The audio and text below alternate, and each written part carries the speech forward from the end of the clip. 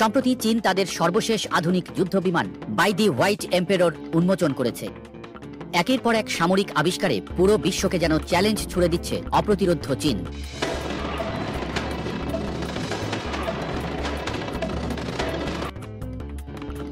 চীনের আকাশে নতুন এই যুদ্ধ বিমানের উড্ডয়ন যেন ভিত কাঁপিয়ে দিয়েছে চিরশত্রু মার্কিন যুক্তরাষ্ট্রের। ভারতের অবস্থা যেন আরও করুণ। বিশ্বব্যাপী সামরিক বিশ্লেষকদের মধ্যে নতুন এক আলোচনার জন্ম দিয়েছে চীনের এই সাদা সম্রাট। কি আছে চীনের এই নতুন যুদ্ধ বিমানে? কেন হচ্ছে এত আলোচনা? চলুন জেনে নেই। বাই দি হোয়াইট এম্পেরর চীনের তৈরি একটি ষষ্ঠ প্রজন্মের যুদ্ধ বিমান। এটি শুধুমাত্র একটি বিমান নয়, বরং আধুনিক যুদ্ধের ধারণা পুরোপুরি বদলে দেওয়ার এক বিশাল সম্ভাবনা বহন করছে এই যুদ্ধযান। ডায়মন্ড আকৃতি এবং টেইললেস ডিজাইনের মাধ্যমে নজর কেড়েছে বাই দি হোয়াইট এম্পেরর যুদ্ধ বিমানটি। এর স্টেলথ প্রযুক্তি এতটাই উন্নত যে শত্রুর রাডার থেকে এই বিমানকে প্রায় অদৃশ্য করে ফেলে। বিমানটির এমন ডিজাইন শুধু যে গতি ও আকাশে ছুটে চলার দক্ষতা বাড়ায় তা নয়, বরং শত্রুপক্ষের কাছে একে শনাক্ত করা বা ভেদ করা প্রায় অসম্ভব করে তোলে।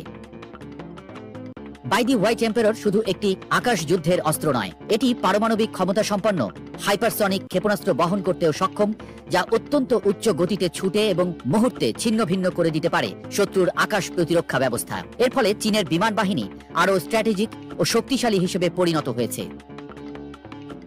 বাই দি হোয়াইট এম্পেররের অন্যতম চমকপ্রদ বৈশিষ্ট্য হল নির্ধারিত উচ্চতায় সফলভাবে অপারেশন পরিচালনার সক্ষমতা। এমনকি ডিরেক্টেড এনার্জি বা লেজার অস্ত্র ব্যবহারের মাধ্যমে এর সম্ভাব্য সক্ষমতা অনেক বৃদ্ধি পাবে, যা চীনের সামরিক শক্তিকে এক নতুন উচ্চতায় নিয়ে যাবে।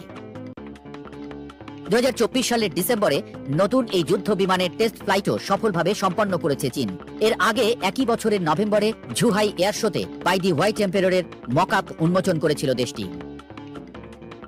নতুন এই যুদ্ধ বিমানের মকআপ এবং ফ্লাইট পরীক্ষার মাধ্যমে চীনের সামরিক প্রযুক্তির উৎকর্ষতা প্রশংসা পেলেও অনেক বিশেষজ্ঞ প্রশ্ন তুলেছেন, চীন কি সত্যিই এতটা এগিয়ে, নাকি এটি একটি strategic bluff?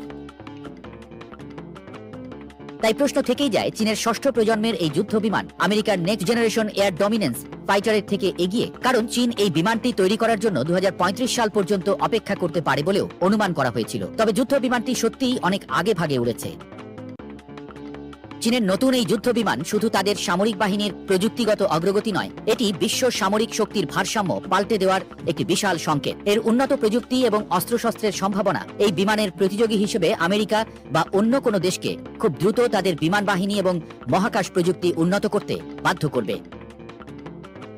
By the white emperor যুদ্ধ বিমানটি যদি বাস্তবে সফল হয় এবং চীন এর প্রযুক্তি সম্পূর্ণরূপে রূপায়িত করতে সক্ষম হয়, তবে বিরোধী শিবিরের জন্য বিশ্বের আধিপত্য টিকিয়ে রাখার ক্ষেত্রে বড় এক চ্যালেঞ্জ হতে পারে। তবে চীনের এই যুদ্ধ বিমান কি বিশ্বের সামরিক ইতিহাসে একটি নতুন অধ্যায় শুরু করবে, নাকি এটি শুধুই একটি স্ট্র্যাটেজিক ব্লাফ? সময়ই তা বলে দেবে।